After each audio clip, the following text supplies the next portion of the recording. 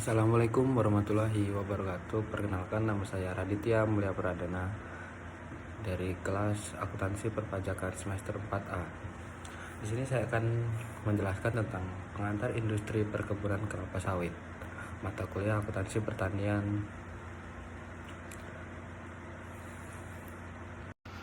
Untuk yang pertama yaitu ada bagian interpretasi, di mana isinya adalah contoh faktor penyebab umum ekonomik terbatas.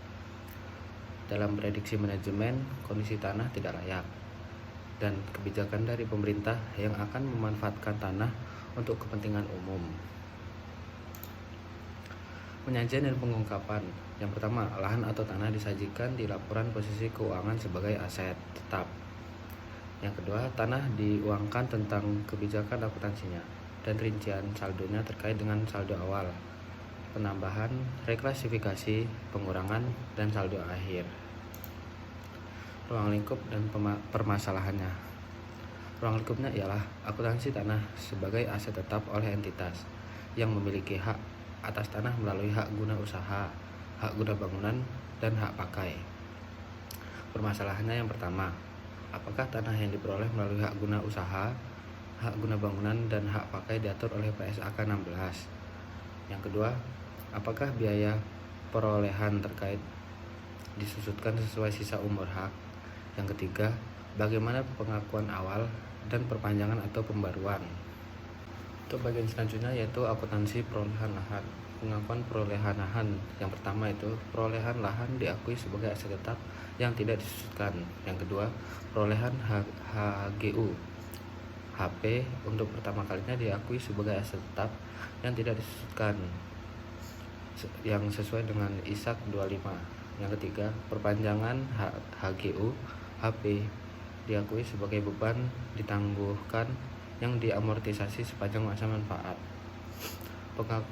Pengukuran perolehannya yaitu lahan diukur sebesar harga perolehannya. Siklus bisnis tanaman kelapa sawit. Yang pertama itu ada studi kelayakan, lalu pengadaan lahan, lalu pembukaan dan persiapan lahan, selanjutnya pembibitan, lalu ada pemeliharaan, panen, pengolahan, dan penjualan. Latar belakangnya yaitu hak kepemilikan tanah absolut dibatasi oleh Undang-Undang 45. Bumi, air, dan kekayaan yang terkandung di dalamnya dikuasai oleh negara. Hak atas tanah melalui hak guna usaha, hak guna bangunan, dan hak pakai.